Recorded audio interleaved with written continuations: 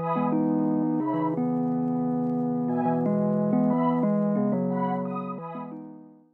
everyone, welcome back to Investing Ethos, and in this video we'll go through a deep dive into how I came to my valuation, and in particular let's look at the spreadsheet that I was using.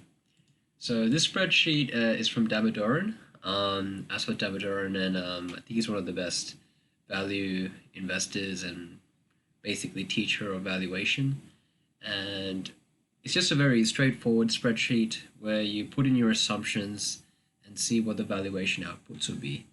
And I did this for Janison, albeit June 2020, but obviously it's not the case, it's June 2021. And what it really is that we try to forecast the future, because that's what a DCF is. And these inputs shown right over here are historical numbers. So this is what I get from this year. Basically, they're an Australian company, they're an Edtech software, revenues of 24 million on FY 2020, and we do not know what FY 2021 will be because we've only gone past the first half of the financial year. But last financial year, on 2019, was $22 million. So these input cells here are all about what's happened in the past, and these are the key input cells, and maybe I should just highlight this as purple. And now is a good time to let you guys know that this is general advice disclaimer. I'm not providing personal financial advice. I'm not looking at your financial situations and making recommendations with the analysis that I'm going to be doing. This is just me revising my thesis on my prior valuations and making an update based on new information. So please, if you were to use this as financial advice, please consult a financial advisor who is licensed to provide financial advice based on your situation. I'm not a financial advisor, so please keep a note of that. Because these are the ones where we're making a judgment call on the future. And my assumptions are a 45% compound annual growth rate for the next 5 years, which is very high. And very high margins as well, 25%. The reason why I'm giving us such a high margin is because of most of the revenues are going to come from the OECD contract, and they're going to make the bulk of the revenues. And historically, and what they're forecasting for the future is 75% gross margins. So if you have a very high gross margins, your operating margins should also be high. And that's why I give a very high 25% operating margin. Year of convergence is 2 years. I feel this year is all about securing customers in the form of countries, and then next year is when we start to really see the growth. This year we will probably see growth in the US market, and that's perhaps why obviously the market is valuing this company highly, not only because of the contract wins, but also potential expansion from the company from the countries that they've already won. And I also give a very high sales to cap ratio of 2.5. So what sales to cap ratio means is the reinvestment. So for every dollar of investment, how much do you expect in revenues? And a $2.5 means for every dollar invested, I'm getting $2.50 back in the form of revenues. And it's very high, and it's typical of most high-tech growth companies. And for Janison, I'm going to give them that, give them the benefit of the doubt, because they have proven that they can grow, and without really having to increase headcount. Maybe they would have to increase headcount, especially for the UK, especially since they are the national service provider of the tests. But it's going to be very interesting to see how that'll go. But in terms of the valuation, I give a very high sales to cap ratio. Furthermore, risk-free rate of 1.5%, that's taken from the Australian bond. And what that number really means is if you were to do nothing and leave it in the bank, how much would you get in terms of a return? And you check the 10-year government bond, because that's basically the riskless asset, quote unquote, in finance that you can achieve without taking extraordinary risks. And 1.5% at this stage is the return you potentially get in terms of the interest rate. In the future, obviously, it'll change. That means the valuation has to change. When central banks increases the interest rate, then obviously there's a higher risk-free rate, which means the overall valuation of the company should go down. My cost of capital 10%, and this is a calculation I did, and if you can see the formula over here, it goes to the cost of capital worksheet. So if we head over there in cost of capital worksheet, you see how I got to that 10% right here. So if we scroll up, the way it's calculated is because it's calculated based on a weighted average return on the equity and the debt. So the equity, the risk was 10.5%, while the debt was 1.09%. So if you take the weighted average based on the weighting, because there's more equity than debt in Janison, it converges closer to the equity valuation, which is 10%. So if we were to go back to the input sheet, there are further assumptions that I've made in terms of the employee options. This is what I have so far, and they're going to release the annual report, so these numbers will have to change because some of the options get exercised. And then I make some assumptions such as, what will be the risk and the cost of capital after 10 years. And 6% I think is a fair number because as the company matures over the time, Janison becomes a less risky investment if they do manage to secure a lot of revenues. So that's why I give a very lower cost of capital compared to the initial 10%. And yeah, furthermore, 30% return on invested capital. I think this might be a bit too optimistic, I must admit. But if I were to, I don't know, let's put it 20%. 20%. It doesn't really change the valuation because right here is the valuation. Before it was $3.64, and after changing it to 20%, it's still $3.46. So it doesn't really change the valuation too much for me. But yeah, I'm assuming that if the company were to fail, and I believe there's a 10% chance of failing, and even with all of these numbers and the perpetual growth rate of 3%, I'm getting a $3.46 valuation. And what the hell does that mean? If you go to the valuation output sheet, this is what it means. So for the next 4 years, we're getting 45% compounded growth, which means companies' revenues growing from 24 million all the way out to 106 million. And then it slowly decays down as the years go by. And okay, years 5 to 7 is still bloody strong, $200 million. But then afterwards, it starts to decay and starts to mature as a business as they expand globally.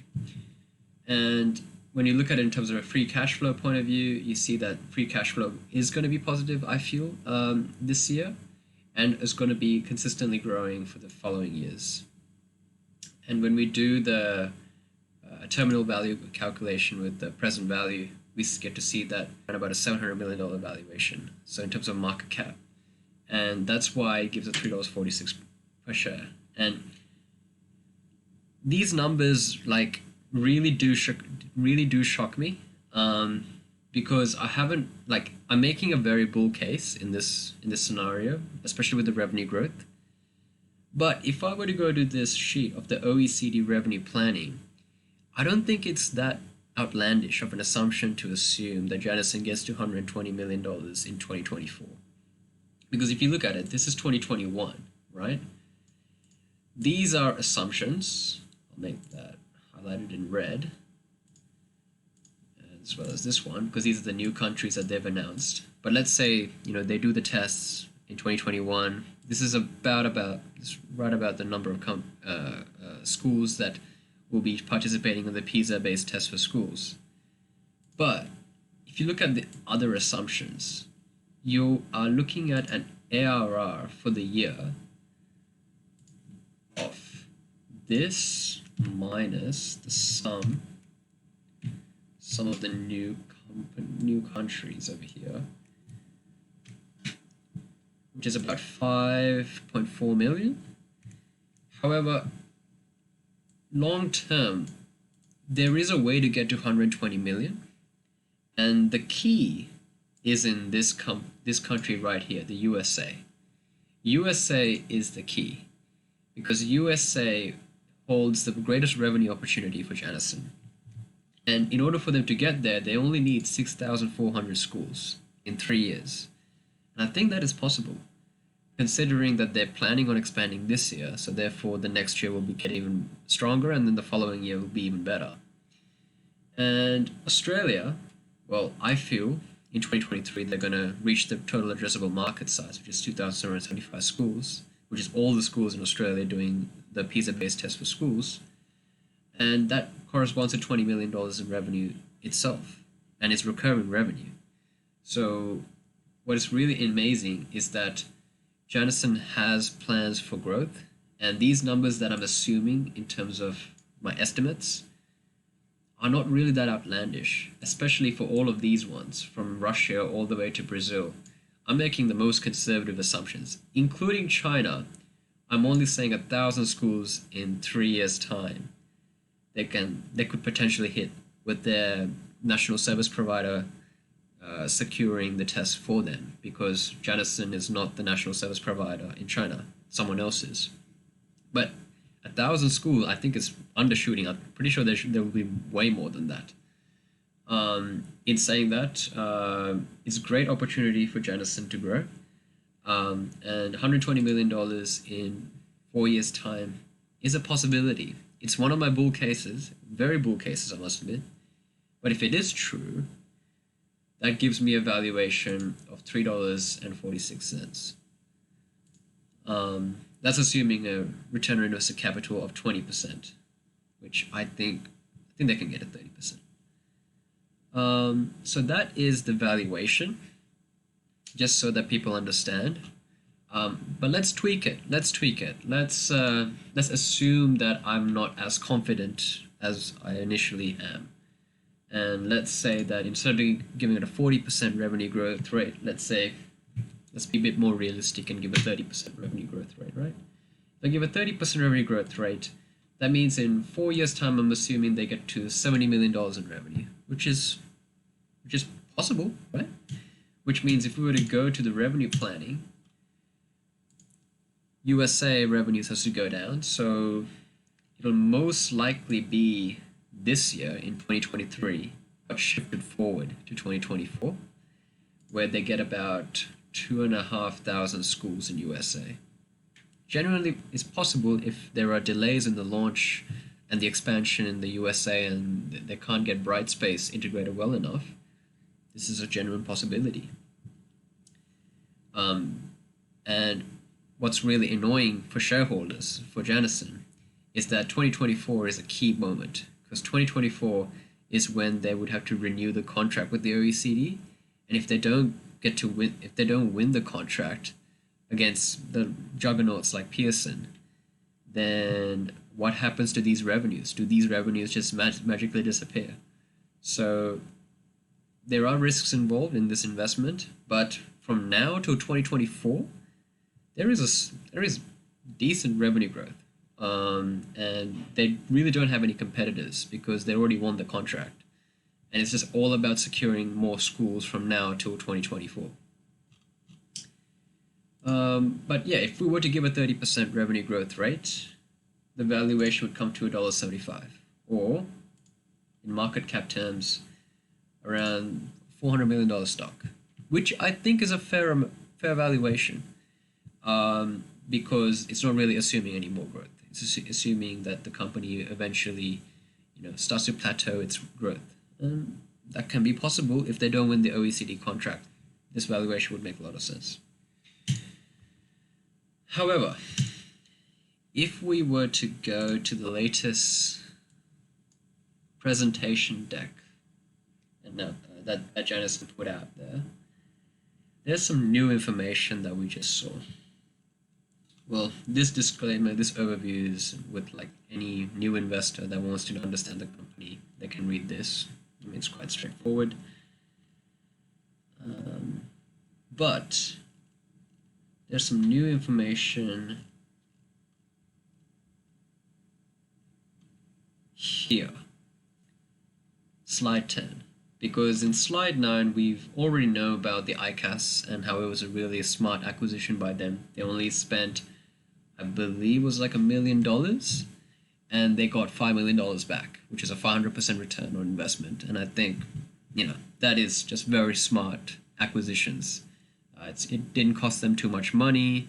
The whole ICAS exam was really badly run, and they swap it up for very, pennies on the dollar and managed to make money out of it. And they're now going to plan on expanding this ICAS exam globally. So we know about this, and we know that it's $15 per test. They have reiterated this, so it's good to see that they're following through, which means it's $15 million per annum ARR, assuming that they successfully roll this out globally. So we know the total addressable revenue from this, which I think is still humongous because they only managed to secure $5 million so far. So $10 million more once they roll it out globally. And it's very, very high gross margins as well, by the way. So it's 90% gross margin. So it's a good acquisition. It's a very smart acquisition. But this is the slide that's new. And the part that's new is this aspect, the 14 countries. They have assumed that 6 of them they know is a national service provider, because those 6 are Australia, USA, and the UK, which 4 UK countries is just Northern Ireland, Wales, Scotland, and England. Those are then where the national service provider, and they make $7,000 per school.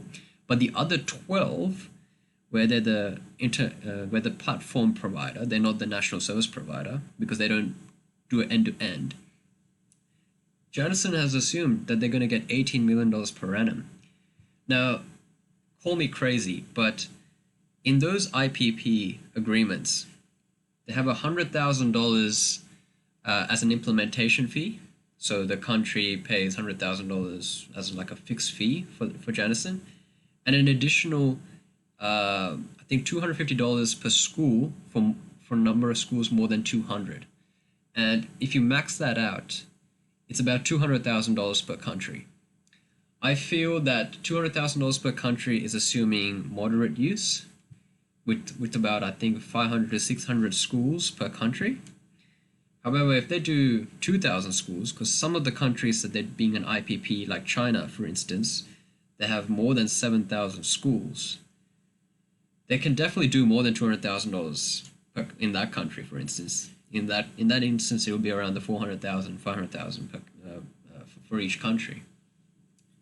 Revenue potential compared to an NSP is much less, but since there are 90 countries in the OECD, the likelihood of Janison being a national service provider in all of the countries outside of the 6 is pretty low.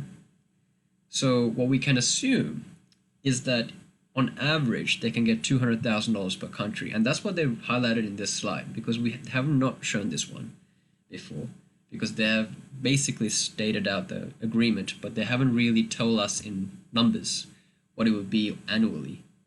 And they have done it now, so it's $200,000 per country on an IPP. And assuming Janison reaches, let's say, I don't know, 2/3 of 90, like total addressable market of 90 countries, I mean, let's say 60 countries, right? You're looking at around about a double or even a triple in recurring revenue for IPPs, because most of them will have to be IPPs. They cannot be national service providers. They will probably maintain the NSP for Australia, because they're headquartered in Australia, but there can also probably be the national service provider in New Zealand as well. I'm not sure if New Zealand they've won yet, but they're also going to be the national service provider in UK, and this is where they need to deploy resources in the form of investing in more people, and having an actual physical presence in Europe. I think is quite important for Janison. Otherwise, they're not going to be able to,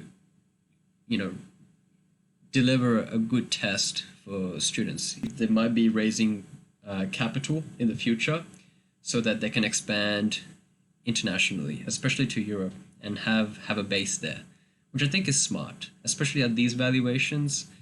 I think it's a smart move by management to pitch to investors, especially to institutional investors, and raise capital at a higher share price. So this is the summary they have so far. The 15th country is Kazakhstan, that they've recently announced. Kazakhstan will be an IPP. They're not going to be a national service provider. obviously, because Kazakhstan, I mean, it doesn't really make sense to be a national service provider there, because how would they get the schools, right? They need to build the sales capability to get the schools. May as well partner with someone who already has access to the schools. So yeah, so you get to see the timelines.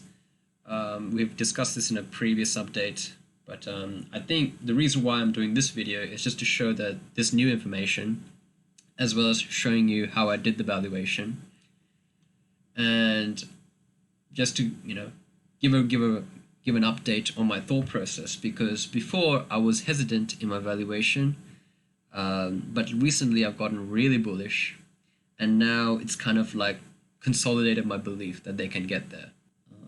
And I feel for future investors looking into this company, a word of advice is to really read all of the prospectus documents, annual reports, really important, as well as the latest presentation decks, and you get an idea of what a simple business model it is. The business model is very simple. It's just win a country, win a school, win multiple schools, and then you get recurring revenues left, right, center from OECD. In terms of the other businesses that they could win with other tests, it's a bit longer. There's a lot more tender process going on because they're still not a recognized national provider yet.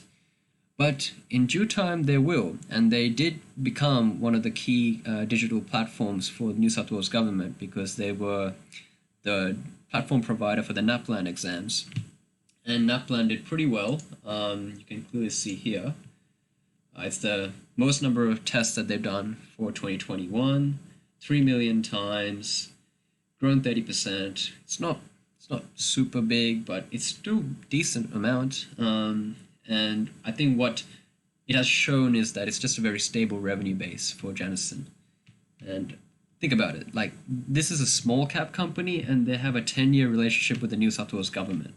So that in itself is a competitive advantage. You can't look into Australian companies and see that sort of long-term relationships with customers.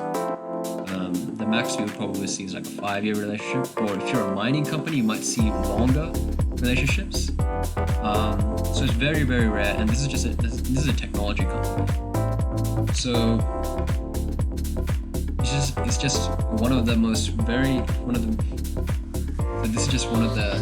interesting companies to look at in the stock market. It's just my update on what I feel Janison is all about. I hope you guys enjoyed this update. I know that I've been rambling on, but I feel like this is a company that is worth another look. And I look forward to seeing you in future videos. Take care.